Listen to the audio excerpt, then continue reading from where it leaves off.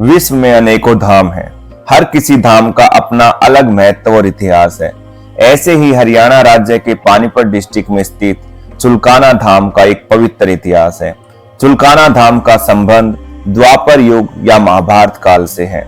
कौन थे बर्बरीक? क्यों कहा जाता है इन्हें हारे का सहारा?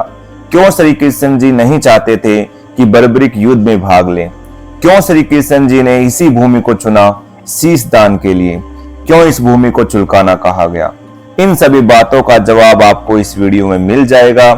दोस्तों, अगर आप मेरे चैनल देव सैनी पर नए हैं तो चैनल को सब्सक्राइब और वीडियो को लाइक कर दीजिए। तो चलिए इस पवित्र पावन भूमि के इतिहास को संक्षिप्त में जाना जाए।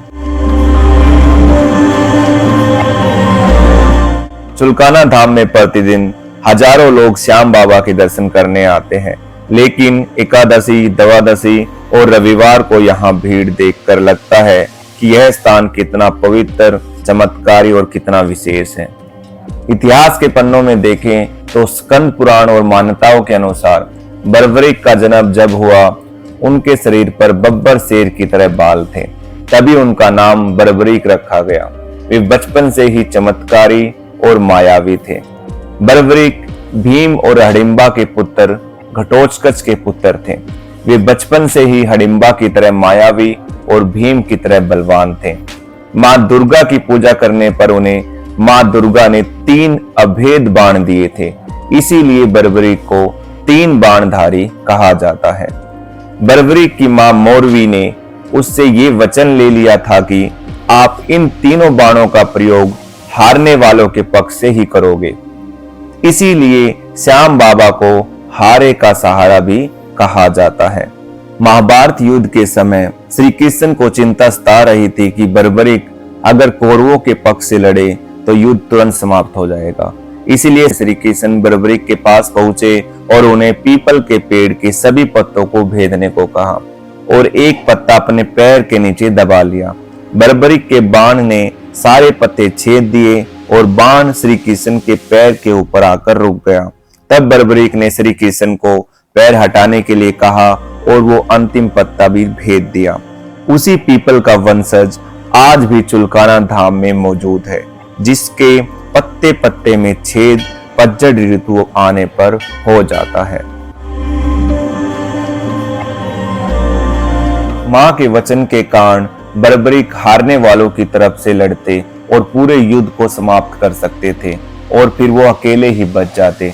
इसी डर से श्री कृष्ण ने बर्बरीक का शीश दान में इसी भूमि चुलकाना पर मांगा था। इसीलिए ये भूमि इतनी पवित्र है और यहाँ की इतनी मान्यता है।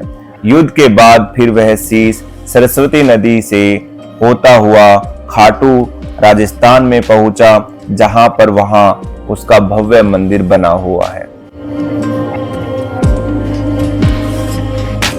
शीश के दान से खुश होकर श्री कृष्ण ने बर्बरीक को वरदान दिया कि जैसे जैसे कलयुग बढ़ेगा, आपको मेरे नाम श्याम से जाना जाएगा और आपके भक्तों की तादाद भी बढ़ती जाएगी। चुलकाना भूमि का नाम महान ऋषि चुनकट के नाम पर पड़ा। वे सतयुग में इसी भूमि चुलकाना पर तपस्या किया करते थे।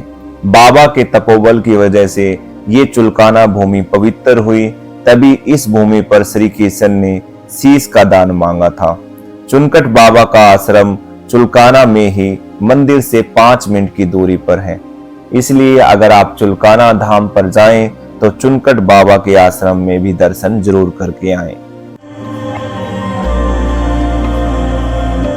जहां दिया था शीश का दान वो भूमि है चुलकाना धाम, और जहां प्रकट हुए थे बाबा श्याम वो भूमि है खाटू धाम।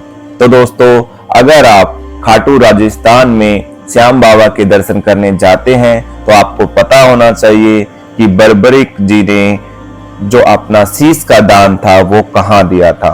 वो शीश का दान चुलकाना धाम में दिया था और आप चुलकाना पानीपत में वहां पर दर्शन करने आ सकते हैं। तो दोस्तों, अगर आपको ये श्याम बाबा की कहानी और चुलकाना धाम की कहानी पसंद आई हो तो इस वीडियो को लाइक कर दीजिए और मेरे चैनल देव सैनी को सब्सक्राइब कर लीजिए।